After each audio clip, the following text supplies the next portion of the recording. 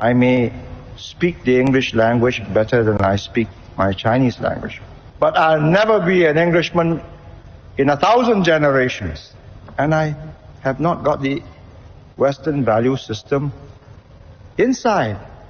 It's an Oriental, Eastern value system. But I use Western concepts, Western words, because I understand it. But I also have a different system in my mind.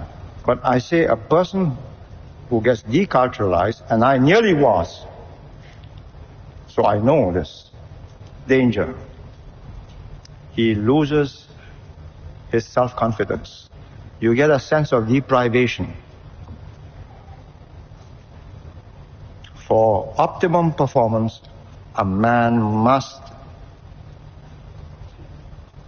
know himself, know the world. Asians in Western countries must swallow their pride from time to time, particularly in periods of economic slowdown, when racial discrimination becomes more blatant and racist abuse and attacks more prevalent. Some Asians complain that in many companies and organizations there is an invisible ceiling for Asian employees. In other words, beyond a certain point you cannot be promoted. A glass ceiling. So this is a subject of considerable refinement amongst immigrants. They have developed a special vocabulary to describe their problems. However competent the Asians are, they seldom rise above a certain level. Furthermore, they tend to be shunted to technical and operational jobs rather than given key managerial appointments.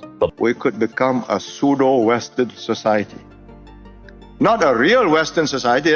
If you're a real Western society, that's another matter. But you become a pseudo-Western society, a fake one. That's a disaster. That is the ground undertow of your society. And it is our business to keep that undertow Asian.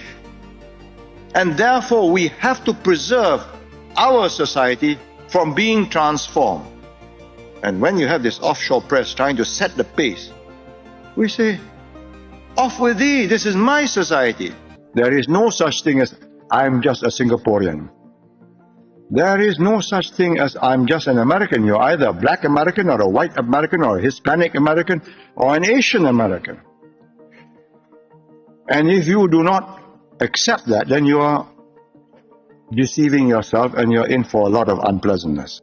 But if we are afraid that the West may laugh at us, then we'll become like the West, and then our ancestors will turn in their graves. 如果我有机会重复开始到1965年，那个教育问题，今天的制度不会一样的。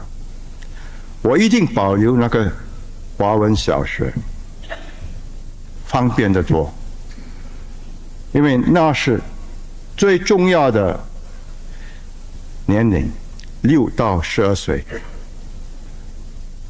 着重价值观，英语成为第二语言。I'm not saying with the language you necessarily get the value system, no.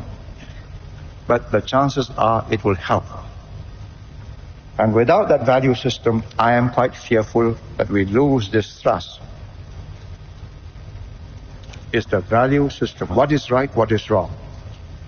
You take a Western value system, it's my fundamental rights as a citizen. Under the Constitution, I'm guaranteed all these things. Now give me. You haven't given me, I'll vote you out. Whether the chap who's voted in will give it to him, doesn't matter. Wait and see.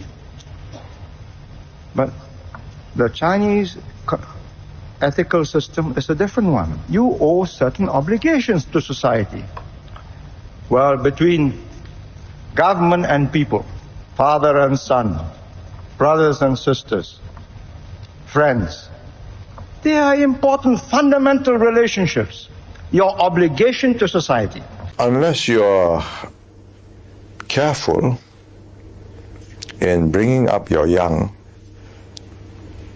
so that you don't lose your own bearings, your sense of place in this world, who you are, what you are, continuity with what you represent, your your culture, your family, your values. If you watch Murphy Brown or I don't know what's the latest on American sitcom, and you believe you're part of that culture when in fact you are not, you'll become rootless. 好像每个中国学生，他们都有这样的 American dream， 他们都很想去美国，觉得美国才是最后的终点，他们把新加坡作为一个跳板。所以我想请问李资正对这件事情怎么看？英语说 "The grass is greener on the other side"。OK， 我们要给他自由选择，有的去美国，过了几年，他们知道这个不是华人的社会，不是华人的天堂，有些会来。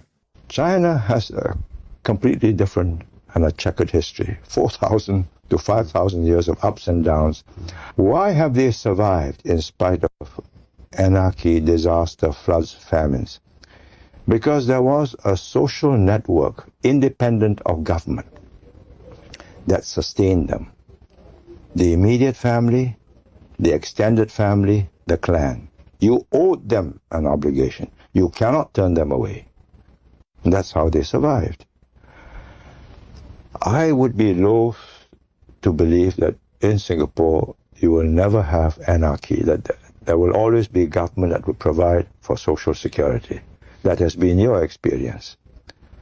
I'm not sure that will be the Singapore experience. I think we are safer if we keep those family bonds, those traditional life raft systems not dependent on the state, which places the emphasis on family, extended family, and then the government, and not the individual at the expense of the family and the state.